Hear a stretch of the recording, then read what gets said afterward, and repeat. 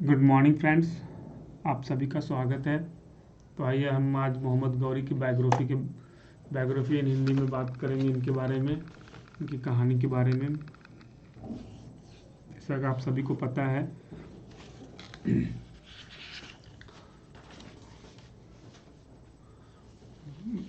मोहम्मद गौरी भारतीय इतिहास में इनकी गिनती जो होती है मोहम्मद गौरी की, एक विदेश से आने वाले आक्रांता के तौर पे होती है।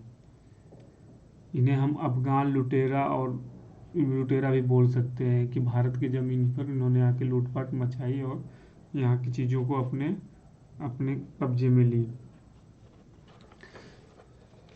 जैसा कि मोहम्मद बिन कासिम, फर्स्ट आने वाला मोहम्मद बिन कासिम, उसके बाद मोहम्मद गजनवी और फिर उसके बाद मोहम्मद गौरी ने क्रूरता के साथ भारत में लूटपाट की और आक्रमण किए। हालांकि गौरी का मकसद भारत में मुस्लिम राज्य को स्थापित करना था। इसके लिए मोहम्मद गौरी पूरी योजना के साथ भारत आया था। 1179 से लेकर 1186 के बीच पहले पंजाब पर अपना आधिपत्य जमाया था और फिर 1179 में सियालकोट को भी अपने अधीन कर लिया। यानी दोनों क्रिया स्टार्टिंग से ही किया। तो आइए इनके बारे में कुछ डिटेल में बताते हैं आपको। मोहम्मद गौरी जीवन परिचय।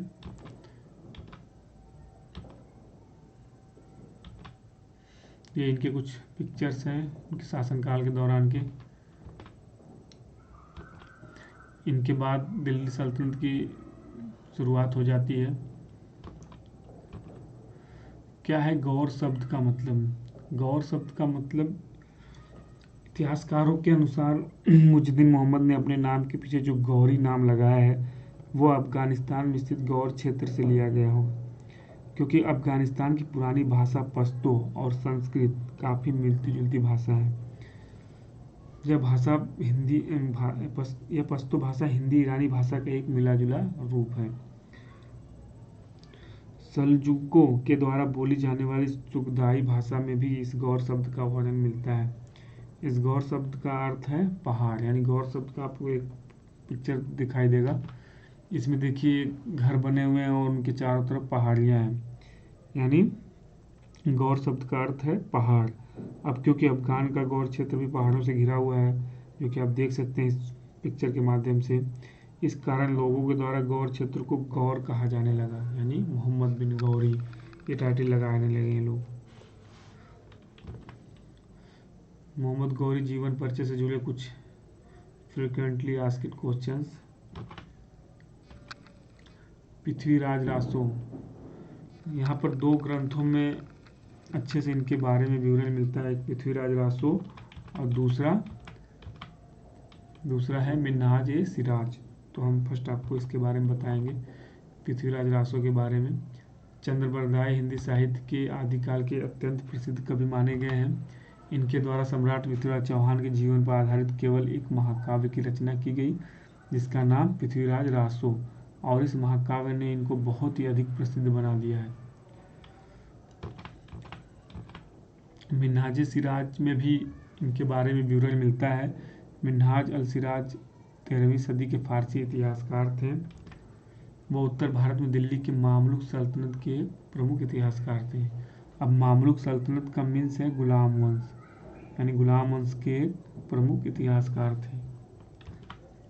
मिन्हाज ने अपने काम तबकत ए नसीरी गुलाम वंश के शासक नसरुद्दीन महमूद को समर्पित किया। नसरुद्दीन महमूद, जिसके बारे में कहा जाता है कि टोपियां सिल के अपने जीवन यापन करते थे। सबसे अच्छे शासक के रूप में, गुलाम वंश के अच्छे शासक के रूप में इनका नाम लिया जाता है। Important fact for exam point of view. Mohammad Ghori का संक्षिप्त जीवन परिचय। मोहम्मद गौरी का संक्षिप्त जीवन परिचय में आप देख सकते हैं नाम मुइजुद्दीन मोहम्मद गौरी, उपनाम सिहाबुद्दीन मोहम्मद गौरी, गौर के मोहम्मद, यानी 3 नाम निकनेम में। शासनावधि का समय 1173 से 1192 अपने भाई गियासुद्दीन मोहम्मद के साथ, और 1188 से 1192 बतौर एकल शासक। शासन अवधि का नाम सुल्तान शहाबुद्दीन मोहम्मद गौरी। मोहम्मद गौरी का जन्म 1149 ईस्वी में हुआ था। जन्म स्थान गौर, वर्तमान में अफगानिस्तान में। वंश घुरीद वंश साम्राज्य। मृत्यु इतिहास साक्ष्य के अनुसार 15 मार्च 1206। मृत्यु का स्थान धमियाग झेलम जिला, वर्तमान में पाकिस्तान में। मृत्यु का कारण हत्या। मृत्यु के समय उम्र 56 से 57 वर्ष अप्रोक्स। मोहम्मद गौरी का मकबरा जो कि धमियाग झेलम जिला, वर्तमान में पाकिस्तान में है। मोहम्मद गौरी के पिता का नाम बहालुद्दीन शाम प्रथम। मोहम्मद गौरी के भाई का नाम गियासुद्दीन मोहम्मद। इस्लाम इनका धर्म था। पराजय की अगर बात करें तो आगे आपको मैंने डिटेल लिख रखा है। इनकी फर्स्ट पराजय 1178 में मूलराज द्वितीय के द्वारा या भीम सेकेंड के द्वारा बोल सकते हैं कि किया हुआ था, क्योंकि क्वेश्चन आता है कि मोहम्मद गौरी प्रथम बार किस भारतीय राजा ने उसको हराया। तो बहुत ज़्यादा अधिकतर लोग सोचते हैं कि 1191 में जो तराइन का प्रथम युद्ध हुआ था जिसमें पृथ्वीराज चौहान ने इनको हराया था, उसका नाम डाल देते हैं, बट वो सही नहीं है। 1178 में भीम सेकेंड जो कि मूलराज द्वितीय के शासनकाल के दौरान हराया था। इसमें भी एक है, कुछ इतिहासकार अलग बताते हैं, कुछ अलग बताते हैं, क्योंकि अगर ऑप्शन में मूलराज द्वितीय है तो सही ऑप्शन मूलराज द्वितीय है। अगर ऑप्शन में मूलराज द्वितीय नहीं है और भीम सेकेंड है तो भीम सेकेंड सही है। फोटो देख लीजिए किस प्रकार से इनके शासनकाल के दौरान ऐसे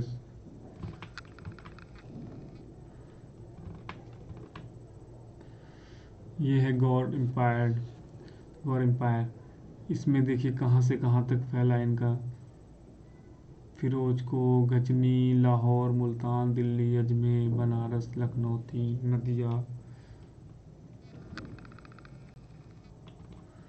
मोहम्मद गौरी की जीवनी। मोहम्मद गौरी ने भारतवर्ष पर कितनी बार आक्रमण किए?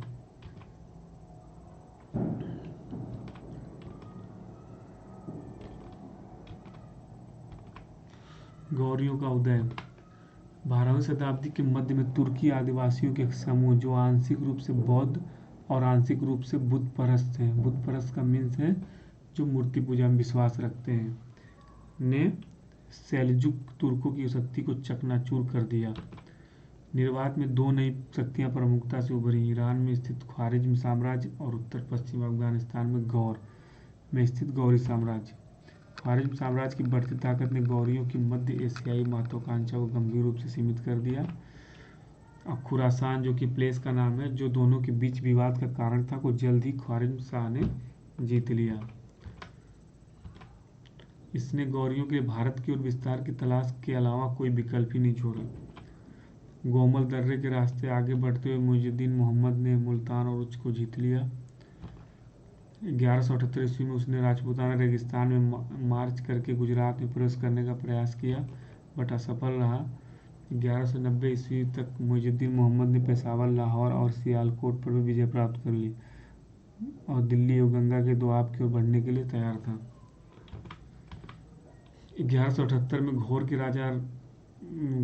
गौरी राजा मोहम्मद ने चालुक्य साम्राज्य पर आक्रमण किया लेकिन हार गया।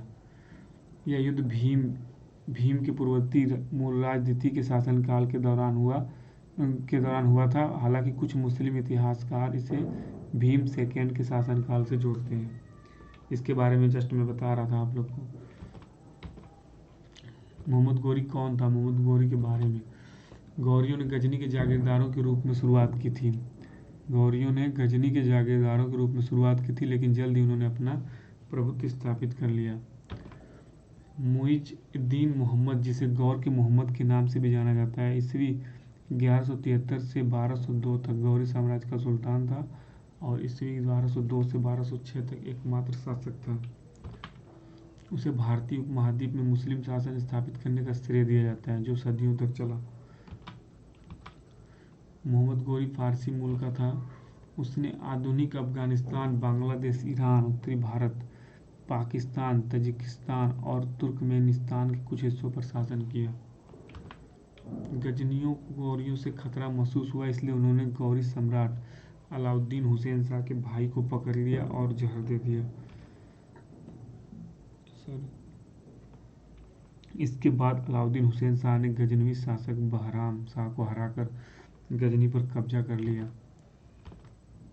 गौरियों की शक्ति सुल्तान अलाउद्दीन के अधीन बढ़ गई, जिसने विश्व बर्नर यानी जहांसोज वर्ल्ड बर्नर की उपाधि अर्जित की, क्योंकि 12वीं शताब्दी के मध्य के दौरान उसने गजनी को तबाह कर दिया और उसे जला दिया। महमूद गजनी की मृत्यु के बाद गौरी गजनी की गद्दी पर बैठा। मोहम्मद गौरी और अन्य भारतीय शासकों के बीच संघर्ष की पृष्ठभूमि। गुजरात के शासक ने माउंट आबू के पास एक युद्ध में मोहम्मद गौरी को पूरी तरह से हरा दिया और मुइजुद्दीन मोहम्मद जीवित बचने में भाग्यशाली रहे वहाँ पर, जो कि मैं यहाँ पर नोट कर रखा है मैंने 1178 में भीमसेन के द्वारा। तब उन्हें भारत में विजय प्राप्त करने से पहले पंजाब में एक उपयुक्त आधार बनाने की आवश्यकता महसूस हुई।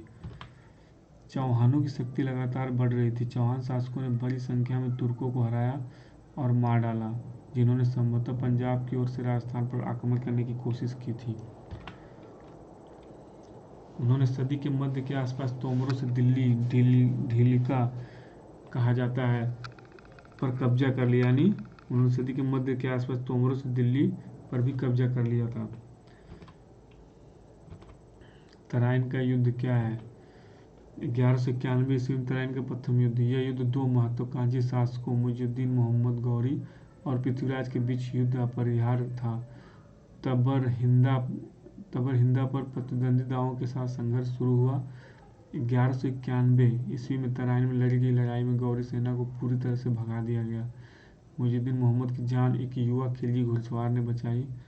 पृथ्वीराज ने अब तबर हिंदा को आगे बढ़ाया और 12 महीने की घेराबंदी के बाद इसे जीत लिया।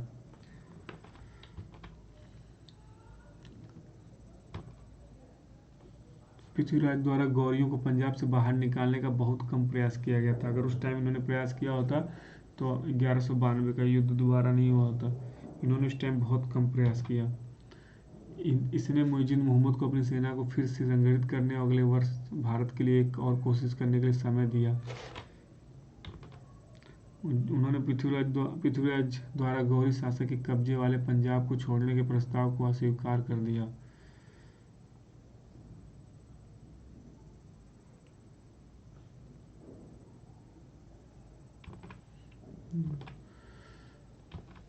अब इसमें कई चीज़ें हुई। अगर उसी टाइम पूरी तरह से तबाह कर दिया होते, उसी टाइम से उनको वहाँ से हटा दिए होते, तो ये 1192 ईस्वी में तराइन का द्वितीय युद्ध हुआ ही नहीं होता। 1192 ईस्वी में दूसरी लड़ाई को भारतीय इतिहास में एक महत्वपूर्ण मोड़ माना जाता है।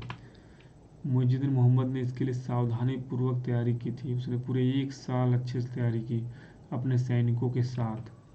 ऐसा कहा जाता है कि इसने 1,20,000 पुरुषों के साथ मार्च किया, जिसमें भारी घुड़सवार सेना शामिल थी जो पूरी तरह से स्टील के कोट और कवच और 10,000 घुड़सवार धनुर्धारियों से सुसज्जित थी। जैसे ही पृथ्वीराज को गौरी से खतरा महसूस हुआ, उसने उत्तरी भारत के सभी राजाओं से मदद की अपील की। पृथ्वीराज ने घुड़सवार सेना और 300 हाथियों के एक बड़े दल सहित 3 लाख की पैदल सेना को मैदान में उतारा। भारतीय सेनाओं की संख्या बल शायद अधिक थी, लेकिन तुर्की सेना बेहतर ढंग से संगठित और नेतृत्व वाली थी। लड़ाई मुख्य रूप से घुड़सवार सेना के बीच की लड़ाई थी। बड़ी संख्या में भारतीय सैनिकों ने अपनी जान गंवाई इस युद्ध में। 1192 तराइन के द्वितीय युद्ध में पृथ्वीराज बच निकला, लेकिन सरस्वती सिरसा के पास पकड़ लिया गया। तुर्की सेनाओं ने हांसी, सरस्वती और समाना के दुर्गों पर अधिकार कर लिया। फिर उन्होंने आक्रमण कर अजमेर पर भी अधिकार कर लिया। जब आपका एक क्षेत्र चला जाता है तो फिर दूसरा क्षेत्र जाने में टाइम नहीं लगता है। पृथ्वीराज को कुछ समय के लिए, ऐसा इतिहासकार लिखते हैं, पृथ्वीराज को कुछ समय के लिए अजमेर पर शासन करने दिया गया। इसके तुरंत बाद पृथ्वीराज को षड्यंत्र के आरोप में मार दिया गया और पृथ्वीराज के बेटे ने उनको उसका उत्तराधिकारी बना दिया गया। दिल्ली को भी उसके तोमर शासक को बहाल कर दिया गया था, लेकिन इस नीति को जल्दी उलट दिया गया था। दिल्ली के शासक को बाहर कर दिया गया और दिल्ली को गंगा घाटी में आगे तुर्की की प्रगति के लिए एक आधार बनाया गया। एक विद्रोह के बाद मुस्लिम सेना ने अजमेर पर कब्जा कर लिया और वहां एक तुर्की जनरल को स्थापित किया। पृथ्वीराज के पुत्र रणथंबोर चले गए और वहां एक नए शक्तिशाली चौहान राज्य की स्थापना की। इस प्रकार दिल्ली क्षेत्र और पूर्वी राजस्थान तुर्की शासन के अधीन हो गया। बिहार और बंगाल की विजय। अब देखिए यहाँ पर बिहार बंगाल की विजय ईस्वी 1192 से और 1206 के बीच गंगा यमुना दोआब और बिहार और बंगाल सहित आसपास के क्षेत्र में तुर्की के प्रभुत्व का विस्तार हुआ। दोआब में खुद को स्थापित करने के लिए तुर्कों को सबसे पहले कन्नौज के शक्तिशाली गढ़वाल साम्राज्य को हराना था। गढ़वाल शासक जयचंद 2 दशकों से शांतिपूर्वक राज्य पर शासन कर रहे थे। तराइन के बाद मुइजुद्दीन अपने एक भरोसेमंद गुलाम कुतुबुद्दीन ऐबक के हाथों में भारत के मामलों को छोड़कर गजनी लौट आया। अगले 2 वर्षों के दौरान तुर्कों ने गढ़वालों के किसी भी विरोध के बिना ऊपरी दोआब के हिस्सों पर कब्जा कर लिया।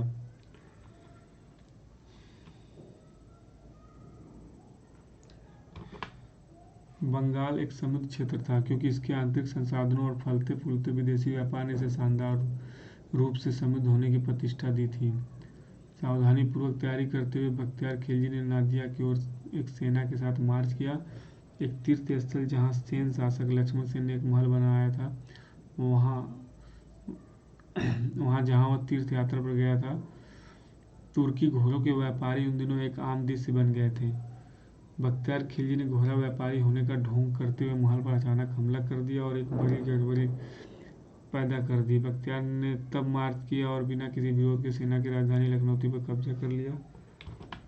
लक्ष्मण सेन की सेना दक्षिण बंगाल के सोनार गांव में चली गई, जहां उन्होंने और उनके उत्तराधिकारियों ने शासन करना जारी रखा। बख्तियार खिलजी को औपचारिक रूप से मुइजुद्दीन द्वारा बंगाल का राज्यपाल नियुक्त किया गया था। उन्होंने वस्तुतः स्वतंत्र शासक के रूप में भी इस पर शासन किया, लेकिन वह इस पद पर अधिक समय तक नहीं रह पाए। चंदेवार का युद्ध। 1194 ईस्वी में मुइजुद्दीन भारत लौट आया। वह 50,000 घुड़सवारों के साथ यमुना पार कर कन्नौज की ओर बढ़ा।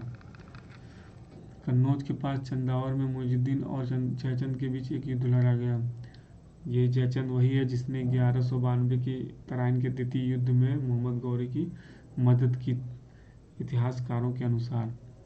जयचंद लगभग उस दिन जीत गया था जब तक उसे एक तीर न लगा। जैसे उसके तीर लगा, उसकी सेना पूरी तरह से हार गई। यानी जैसे वो तीर लगने से गिरा, वैसे ही उसकी सेना पूरी तरह से हार गई। बनारस के लिए अभियान। मुइजुद्दीन अब बनारस चला गया, जो तबाह हो गया था। वहाँ बड़ी संख्या में मंदिर नष्ट हो गए थे। तुर्कों ने बिहार की सीमाओं तक फैले एक विशाल भूभाग पर अपना आधिपत्य जमा लिया। इस प्रकार तराइन और चंदावर की लड़ाइयों ने उत्तर भारत में तुर्की शासन की नींव रखी। मुइजुद्दीन 1206 तक जीवित रहा। इस अवधि के दौरान उसने बयाना और ग्वालियर के शक्तिशाली किलों पर कब्जा कर लिया ताकि दिल्ली के दक्षिण हिस्से की रक्षा की जा सके। ऐबक का अभियान। कुछ समय बाद ऐबक ने क्षेत्र के चंदेल शासकों जैसे कालिंजर, महोबा, खजुराहो पर विजय प्राप्त की। दोआब में एक आधार के साथ तुर्कों ने पड़ोसी क्षेत्रों में छापे मारने की एक श्रृंखला शुरू की। ऐबक ने गुजरात के शासक भीम तिथि को हराया और अहिलवाड़ा और कई अन्य शहरों को तबाह और लूट लिया गया। हालांकि एक मुस्लिम गवर्नर को उस स्थान पर शासन करने के लिए नियुक्त किया गया था, लेकिन उसे जल्दी हटा दिया गया था। इससे पता चलता है कि तुर्क कितने दूर दराज के क्षेत्रों पर शासन करने में सक्षम नहीं थे। हालांकि तुर्क पूर्व में अधिक सफल थे। अब यहाँ पर ऐबक के अभियान के बाद बख्तियार खिलजी का अभियान। 1205 ईस्वी। बख्तियार खिलजी, जिसके चाचा तराइन की लड़ाई में लड़े थे, को बनारस के बाहर कुछ क्षेत्रों का प्रभाव नियुक्त किया गया था। उसने इसका फायदा उठाते हुए बिहार में लगातार छापे मारे, जो उस समय नो मैंस लैंड की प्रकृति का था। इस छापों के दौरान उसने बिहार के कुछ प्रसिद्ध बौद्ध मठों, नालंदा और विक्रमशिला पर हमला किया और नष्ट कर दिया, जिनका कोई रक्षक नहीं बचा था। इसने बहुत संपत्ति भी जमा कर ली थी और अपने आसपास कई अनुयायियों को इकट्ठा कर लिया था। अपने छापे के दौरान उसने बंगाल के मार्गों के बारे में भी जानकारी एकत्र की थी। मोहम्मद गौरी की मृत्यु। मोहम्मद गौरी की मृत्यु कैसे हुई? उसने मूर्खतापूर्ण ढंग से असम में ब्रह्मपुत्र घाटी में एक अभियान चलाया। असम के माघ शासक पीछे हट गया और तुर्की सेनाओं को जहाँ तक हो सके आने दिया। अंत में थकी हुई सेना ने महसूस किया कि वे आगे नहीं जा सकते और उन्होंने रुक जाने का फैसला किया। उन्हें रास्ते में कोई राशन नहीं मिला और असमिया सेनाओं द्वारा उन्हें लगातार परेशान किया गया। भूख और बीमारी से थकी हुई कमजोर तुर्की सेना को एक ऐसी लड़ाई का सामना करना पड़ा जिसमें आगे एक चौड़ी नदी थी और पीछे असमिया सेना थी। तुर्की सेनाओं को पूरी तरह हार का सामना करना पड़ा। बख्तियार खिलजी कुछ पहाड़ी कबीलों की मदद से कुछ अनुचरों के साथ वापस आने में सफल रहा, लेकिन उसका स्वास्थ्य और हौसला टूट गया था। गौरी गंभीर रूप से बीमार था और अपने बिस्तर तक ही सीमित था, जब उसे अपने ही अमीरों में से एक ने मार डाला। उसी टाइम उसकी हत्या कर दी। कुछ इतिहासकार ये भी लिखते हैं कि जब वो नमाज पढ़ रहा था उसकी उस टाइम हत्या कर दी गई। मोहम्मद गौरी का मकबरा सुहावा झेलम पाकिस्तान में स्थित है, जो मैं अभी पीछे बताया हमने। इसकी एक पिक भी हमारे पास है, फोटो है। Thank you friends, thank you so much. अगर आपको ये जानकारी अच्छी लगे तो लाइक और सब्सक्राइब करिए, चैनल को शेयर करिए ज़्यादा से ज़्यादा अपने दोस्तों को। ऐसी और भी इतिहास की रोचक कहानियाँ, रोचक इनके बारे में जो कि एग्ज़ाम पॉइंट ऑफ व्यू और इंटरेस्टिंग भी हो रहे और एग्ज़ाम में आने वाले क्वेश्चन भी तैयार हो, मैं लेके आऊँगा। Thank you so much.